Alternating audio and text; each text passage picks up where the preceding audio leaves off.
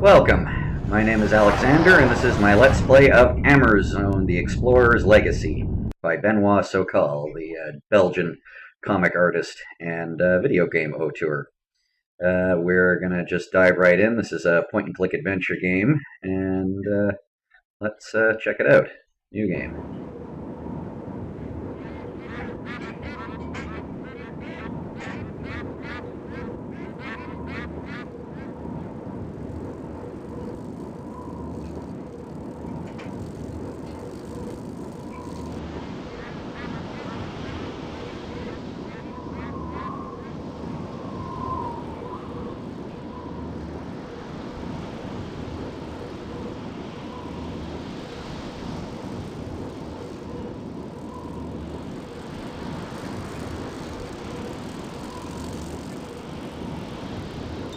You're the journalist, aren't you? I gave him your letter the other day. He's probably read it. He received another letter this morning. I put it in his mailbox. It was a letter from the museum. Letters from the museum. They always mean trouble. Maybe you could take it to him. He has trouble moving around, you know. He's an old man. Well, you see what I mean. If you want my advice, you should see a doctor. Well, that's what I think. I don't know, I quite like the idea of getting a letter from a museum. No, not much else to do but go forward. So this is a game that came out in 1998. It was made in Europe. And I came across it in a funny way. Benoit Sokal is the auteur who's mainly famous for the Syberia games. I guess that's where we're going over there. Oops, jumped over a little bit. I was thinking of making a Let's Play of those, but it would be a pretty long, involved process, and the YouTuber CjuGames actually did quite a comprehensive set of those. But in the first Syberia game, somebody mentions, you know, birds from the Amerzone, and I thought it was a joke or some kind at the time, and it turned out it was, well, or a mistake or something, but it turned out it was a reference to this game, which, despite being made by the same people, it actually has a lot more in common with Myst in terms of the interface, like the graphics. The graphics look a little bit like the original Myst, and the 360 view pan it has in common with some of the later Myst games and with real Myst, which we've done as well. Although, unlike in Myst, you pick things up and put them in an inventory, so that was the pickup icon, the hand. Open a door is the hand on the handle. Just step in here. And, alright, look at this. And then we can also look at our inventory if you right-click. Right now the only thing in our inventory is the letter, which, in flagrant defiance of the law, we're now going to read. It's addressed to Monsieur Valembois, who presumably is the gentleman we're here to visit.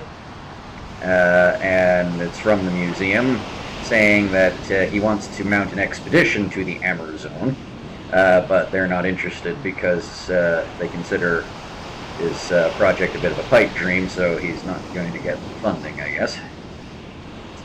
Pity, but and then to get back into the game, you go over to the screen on the left here. Well, we're a journalist apparently, so perhaps we're here to interview Monsieur Valembois. Alright, so I guess this is his front hall sort of thing, so we can go down there, and then something we can pick up here is this sledgehammer. Heaven knows where we're carrying that. And but I think we'll go upstairs first, follow the sound of the music, if you can hear that. And also, like a Myst game, you sort of jump from position to position instead of passing from one point to another visibly. Although they do throw in the footstep sounds at least when you're doing stairs and ladders and things. Alright, there we go. So, not a bad place to live. Again, an aesthetic that does kind of remind you of Myst in some respects. Oh, and perhaps this is Monsieur Valenbois.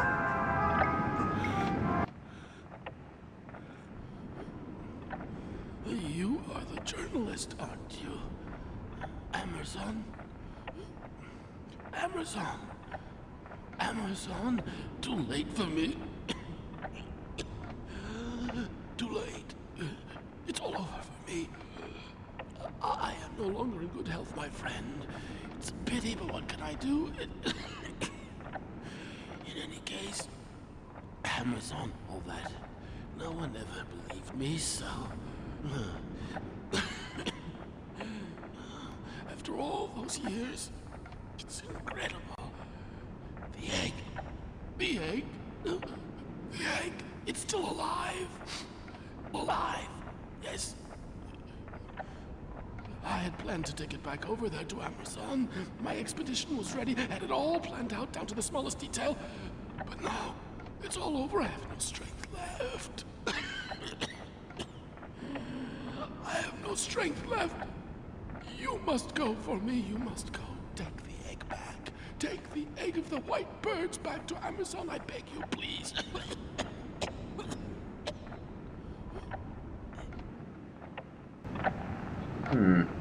I got a distinct feeling that he's dead, which is slightly alarming.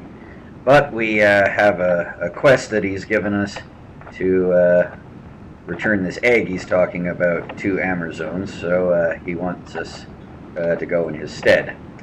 Well, we may not, I guess we're not getting that interview, but we may, nevertheless, if we're journalists, have a story to tell. It actually occurred to me the other day when I was planning this that if I'm to think of myself as a journalist going on an adventure, especially considering that Benoit Sokal, who wrote the game, is Belgian, I wonder whether this journalist's name is Tintin. Alright, well, let's have a look around and see what we can see. So we've got the magnifying glass logo, which indicates we can zoom in on something, and zoom we shall. Oh, there's a lady. This picture's from 1933, it looks like. So, wonder who she is. We'll hopefully find out as time goes on. I think her name's written on there, but I really can't make it out. And, well, here's another one. Oh. So, again, pick something up out of the drawer here. And then we can't go. Nothing else in there, it looks like. It's just back the way we came. He's definitely not going anywhere. I thought in the first time I played the game he had just collapsed or something, but no, I think he's actually expired on us. Let's take a look at what we just picked up a second ago. So that's the letter from the museum. This is, looks like another letter from a friend after 50 years of silence, and that's in 1998, so 1933 and 1998 was quite the gulf of time there. It's more than 50 years, isn't it? So clearly these guys go back a long way. Fortunately, one of the drawbacks of this game is partly that it's that there's a lot of reading loaded in at the front of the game, as we'll see, but also that in the striving for an authentic look, they've made some of the handwriting quite difficult to read clearly. Let's have a look. But it looks like, but to give you the gist of it, it looks like there's a lot of going over old regrets and how things have changed in the Amerzone.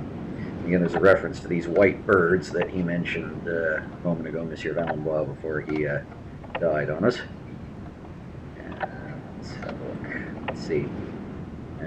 David Makowski is the source of this letter.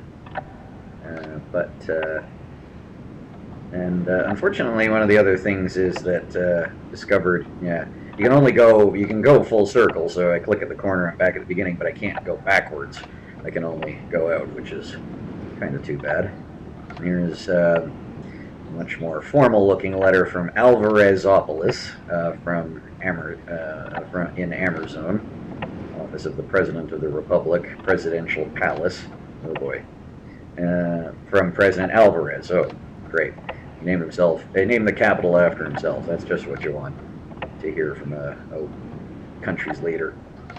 And again, this is somebody who Alvarez himself, it sounds like, knows Valenbois and presumably Mikowski as well. They shared adventures, and now he's the supreme guide, and he won't let him into the country because they don't want to lend credence to the existence of those white birds, because that idea, this legend of the white birds, contributes toward maintaining our native fellow citizens in a mindset incompatible with the forced marches that our country has undertaken toward progress and modernity. Oh, that's an encouraging thought. Alright, so that's only a one-page letter this time. Oh dear, dear, dear. Phrase Banana Republic springs to mind. Alright, and then there's one other thing you can do over here that's kind of amusing. You have the museum, and at the top there's the phone number of the museum, and that's not, as it turns out, just there for giggles, because there is over here a telephone. So you get a chance, so you can write it down, but just take the phone off the hook. The number is a very European style phone number, is 0346528179. Hello, Museum of Natural History, Paris, France. Curator Edward Milo speaking. What? Valenbois, you again. I swear, I've told you before, it's no use phoning. Your expedition plans to the Amerzone do not interest us. Do you understand? But we have neither the desire nor the means to bet your fraudulent adventures. So, I beg you to stop bothering us. My predecessors learned the hard way that comes from trusting you, and but I won't be taken in. Do you hear me? I am a serious scientist, sir. Ha! Goodbye and good riddance. Nice guy. Gotta love the voice acting in Microid's games. The guys, I mean, were, guys in Paris. He sure as hell doesn't sound French, but oh well. So it looks like we can go up this kind of dizzying spiral staircase, and this is a nice little study. This is very mist, except for the animal heads on the wall, but let's see what there is. That's a nice feature. I like that. It doesn't serve any particular purpose, but it's nice to have it. And you can look at some things. Yeah, again, this reminds me of Mist and Ribbon. Caphardus horribilis. That's a good name for a beetle. What else? And here, some kind of bird. Not a white bird, though, to look at it. And then, of course. And then here we have, and that we picked up. Let's take a look at it. Actually, we'll take a look at it in a minute. Let's just have a look at this as well. And this is a projector. So I turned it on. It's kind of a subtle change, but you can see the light. And then you just move the projector sideways, and there's that lady who's in the photograph again. And again. Clearly a subject of interest to the late Monsieur Valenbois. Then let's see what we have up here. Poke around. And go up the ladder here, and we're on this upper landing. And here's another letter. So again, as I say, the unlike Myst, where the reading can be done essentially in any order, there's a lot of important contextual information that's contained within a bunch of documents you pick up at the very beginning of the game. So take a look at, that's the letter from the president. Here we go. And this is a copy of a letter, and it recounts their original expedition to Amerzone in the 30s that was mentioned in the letter from the president's office. Exotic plants and animals. This is like Antonio Alvarez was guide and interpreter and a friend of his, and then David Mikowski is a missionary.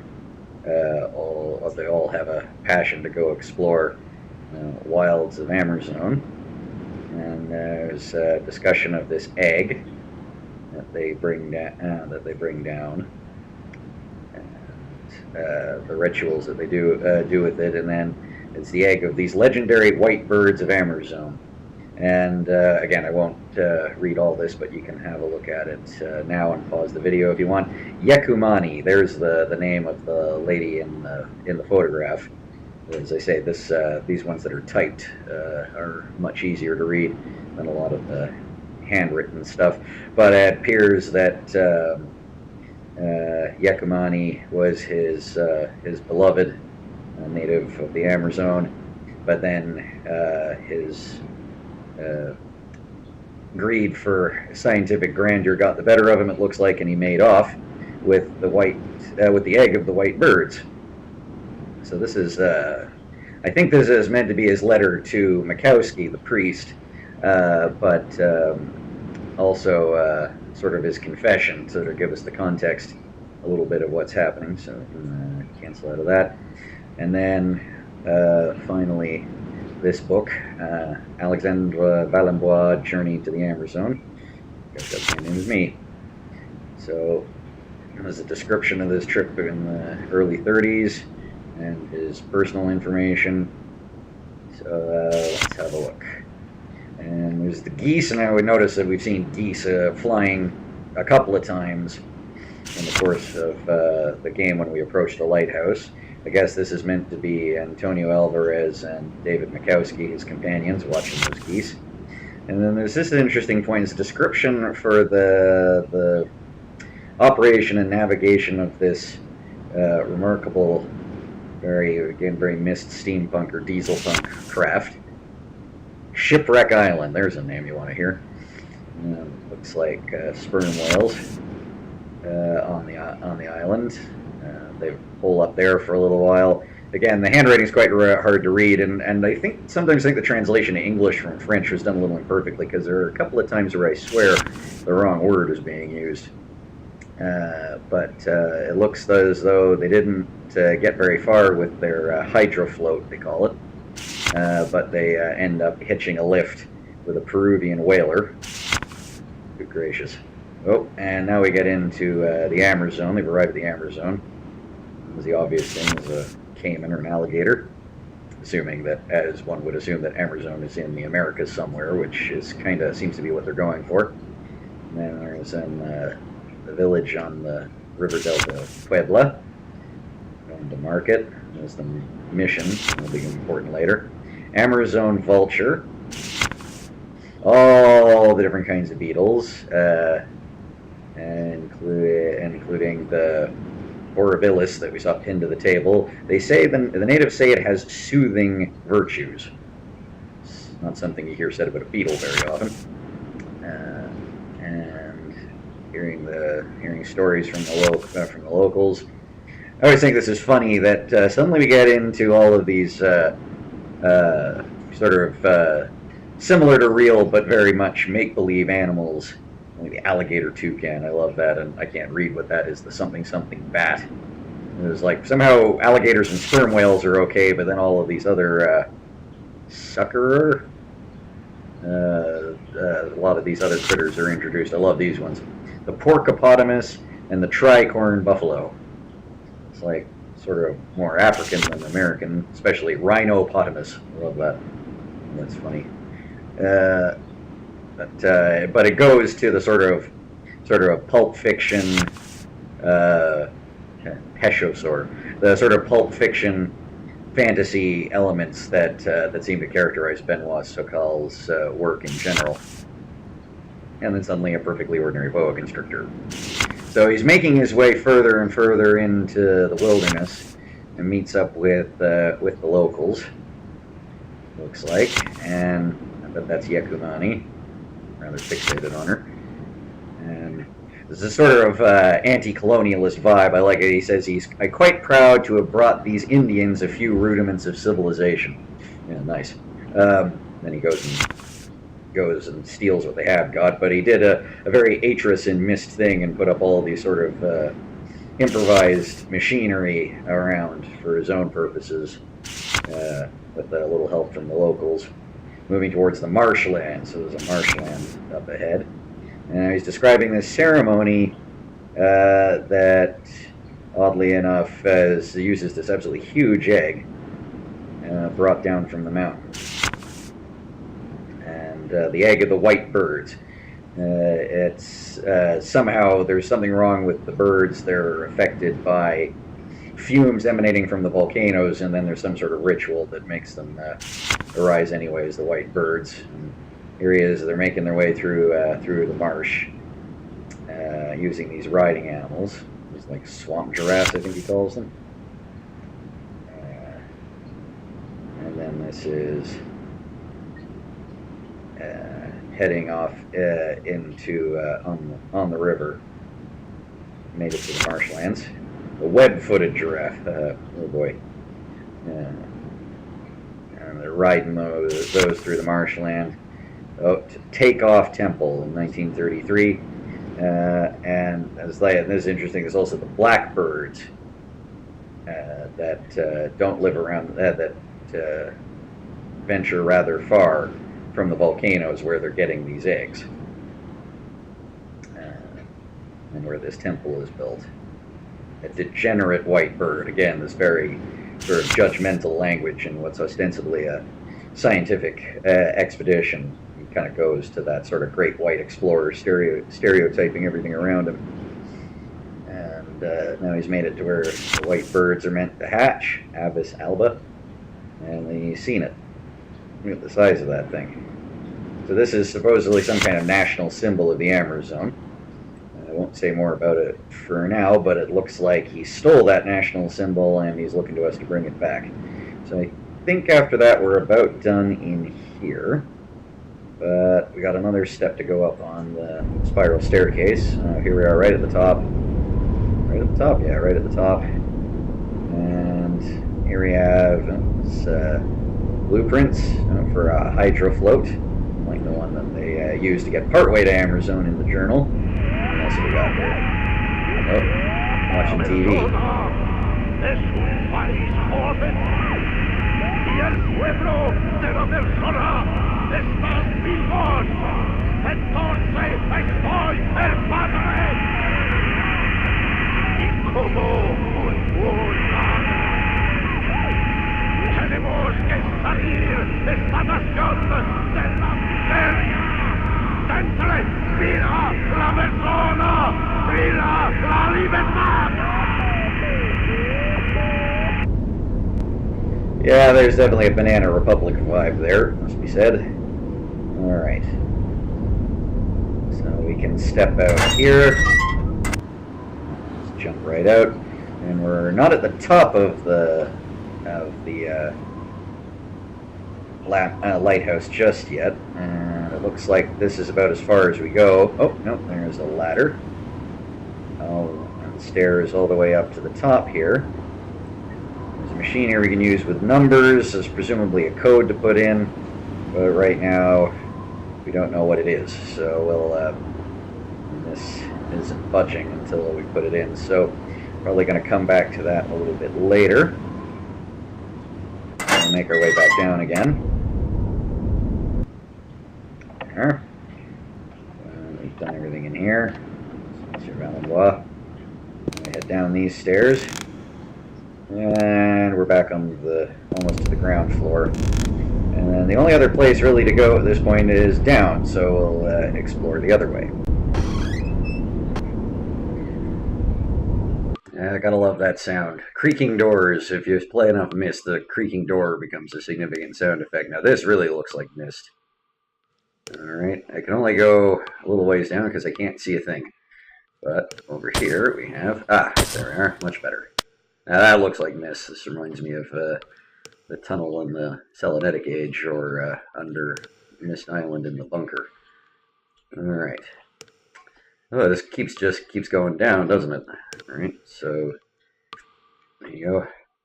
That zoom in effect to show you're going downstairs unfortunately does really showcase how pixelated the graphics are, but not too bad. Alright, so there's a side passage here, but I'm just going to go all the way further down. And well, I've hit a wall, so to speak. this sort of cogwheel icon will appear anytime there's something that you would be able to do, but you're missing some detail. Usually something you need in your inventory or need to have selected from your inventory, as we'll see. So let's try the side passage, and wow. Even for 1998, this is a retro computer setup. Mind you, Professor Valenbois was an older gentleman. He's probably had this set up for a while, but here's another power box. And I'm not sure what this is. I don't know if it's the server or the fuse box or something, but anyway. Now the computer's making noise. And here's a floppy disk. And I think over here, there we go. Now I've turned on the computer and we can zoom in on it. Hydrofloat operating system. So this is the device he was talking about in his journal that they used to reach the Amerzone. Okay, but something I can use here, presumably is the floppy disk. So right click, select floppy disk, and then go back to the game, and now I can enter it in. And now it's asking for a password. Okay, well, it's a 6-digit password, and of course the old cliche is that people always use their birthday as a password. So we did actually see Monsieur Valenbois' birth date on the first page of his journal, 280604. 280604.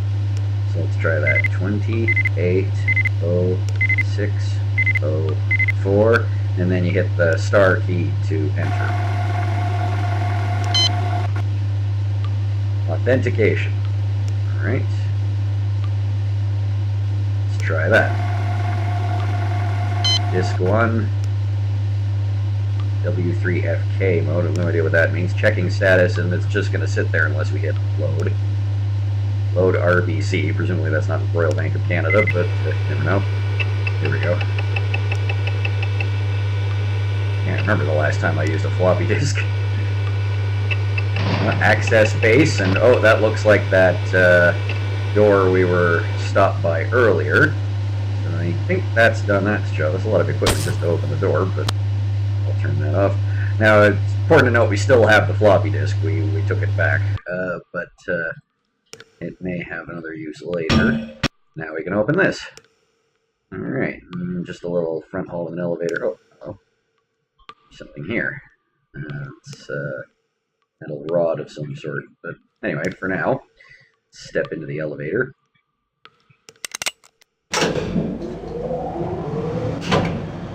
Oh, this feels safe, doesn't it? Anyway, now, interesting point to be made there, but we'll come back to that in a minute. For now, let's go into the base that we just opened the door to, and looks like we're back at sea level. So let's just come down here. And wouldn't you know it, that's a nice touch, that little rat there. It's clever. Here's a hydrofloat, like the one in his journal and in the plans upstairs. So presumably he built a new one. This is a replacement for the one that was wrecked. Certainly this technology does not look like the 30s or the computer screen. But here's another slot we can do something with, and like I said, we still have floppy disk, so let's try it out. So load disk.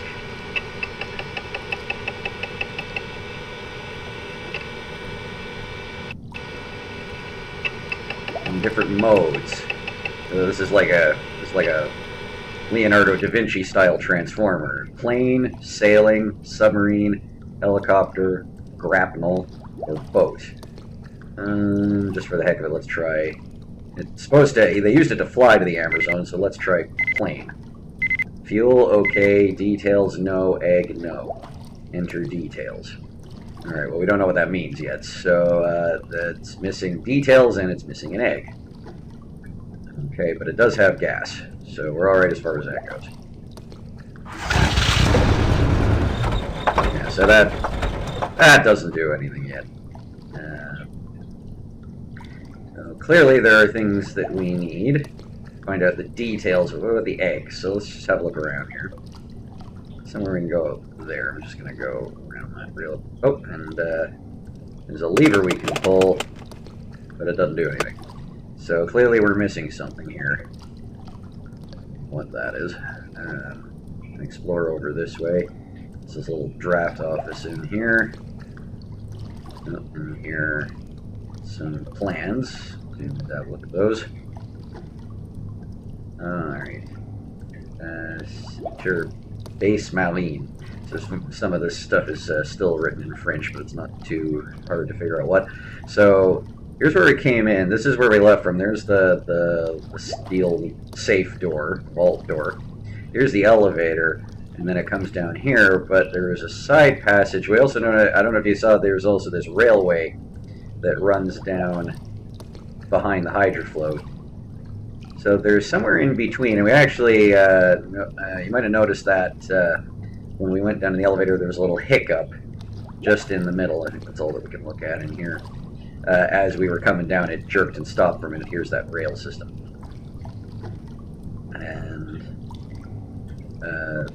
And then we kept going. Let's take another look at that. So it's like on the meter here, there's a spot in the middle. So if we go back up,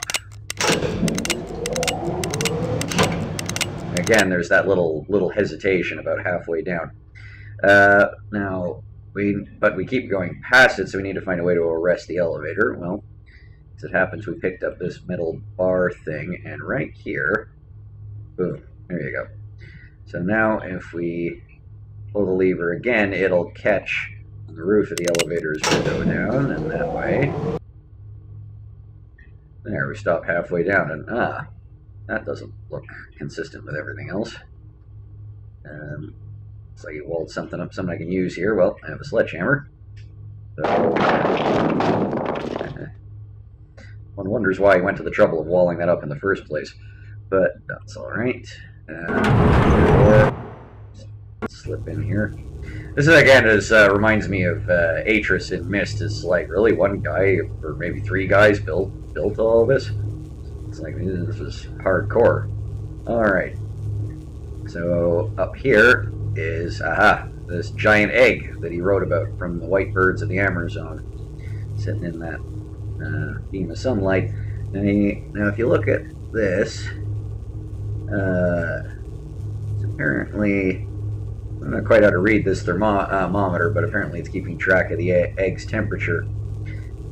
Looks like this is a Celsius scale. It is really cold, but yet he says it's still alive. Maybe this is keeping it in stasis or something. And anyway, if we pull this switch,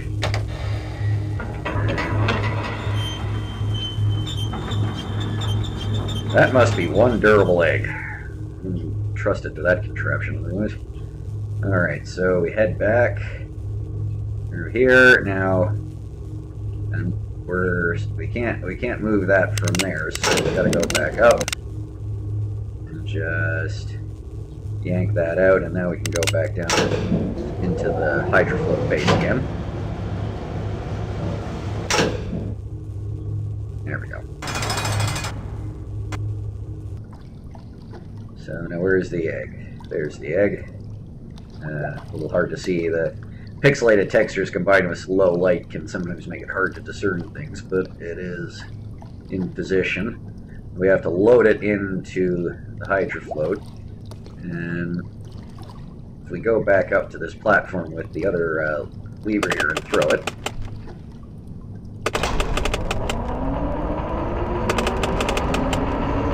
there we go. It's like a crane or something. Winch.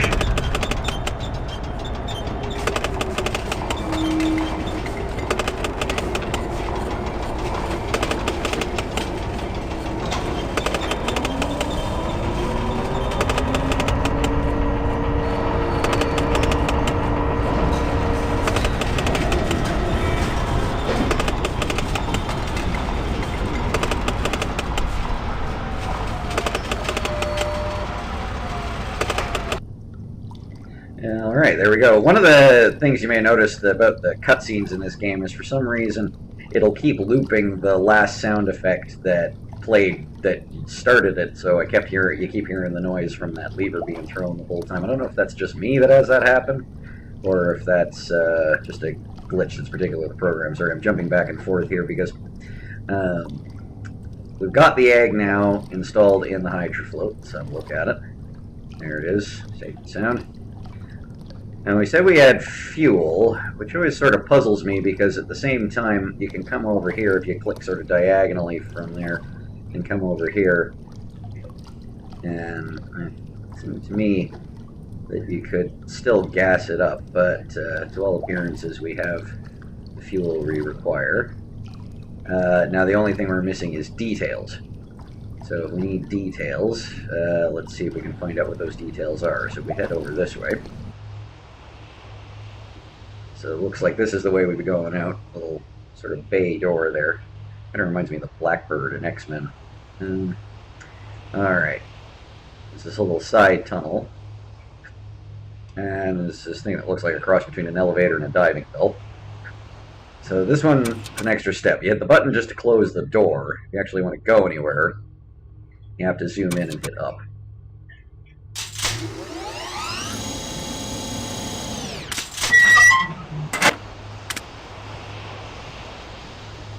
We get out here. So looks as though some long hours of observation in this space. Got a telescope here. And then the birds. So if you remember from the journal, he said that they followed the migration path of these geese to the Amerzone, and they're taking off at 140 degrees.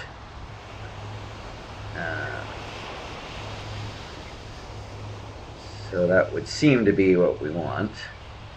Let's see if we can go anywhere else with this.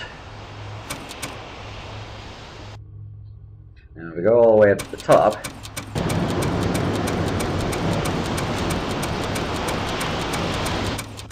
Again, we get that loop of the button pushing noise, but now we're all the way at the top of the lighthouse again. So, we're nearly at the top. This is, we saw the other end of this system earlier. So we get up this ladder, and up these stairs. Alright, so here we are back in the lighthouse. So we weren't sure what to do with this yet, except that it has these number slots on it. Let's try it and see what happens. Alright, so this lever on the right changes which one of them you're going to change, and this one just ramps up the numbers. So I'm going to put it back over here. So I'm going to do 1, 4, 0. And then, just for giggles, let's see if anything happens. Nothing does happen. Nothing over here, nope. Alright, so you would think, you know, we're locked in, but as a matter of fact, let's go back to the Amerzone journal for a second. And you saw this. Here's the geese whose migration we're following. Here they are planning to do that. But in the details of the hydrofloat here, here's the migration path of the geese, but there's a correction that's called for of 5 degrees. So if we try that, just duck out of there. Let's try 145. Now turn that. Now we've got it. Okay, so 145 degrees is our trajectory that we'll want to be taking in order to launch the hydrofloat successfully. So we can get back down there, toot sweet, by way of this thing.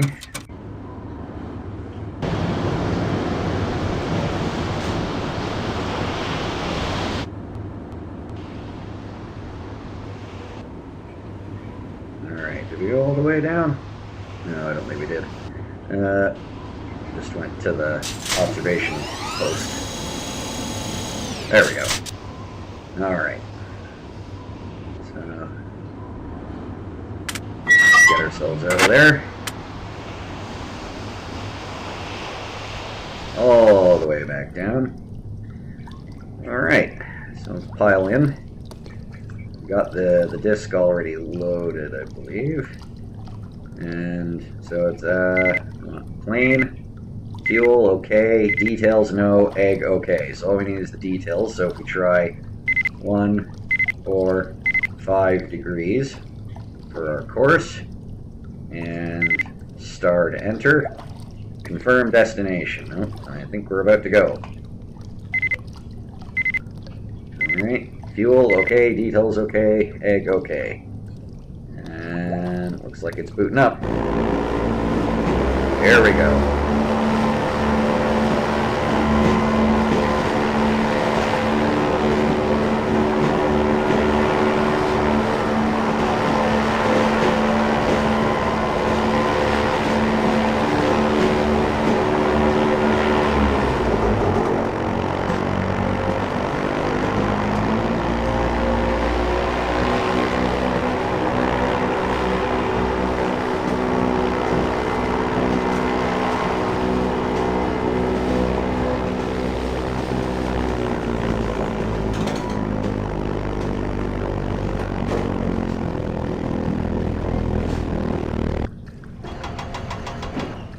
Alright, here we go.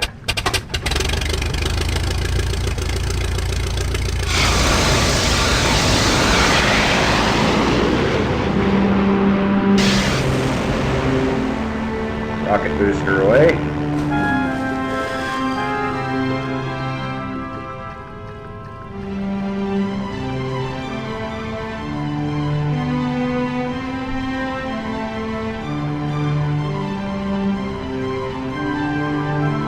Those geese must be wondering what's going on.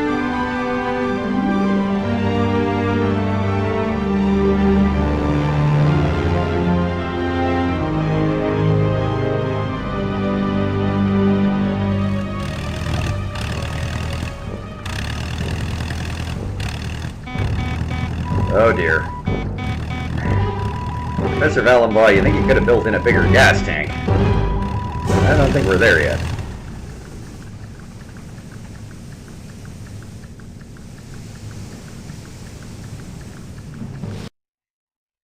Alright. Well, that's a little bit of hiccup in the adventure, but I think we'll have to see how we proceed in a minute when we come back for Chapter 2 of Amerzone.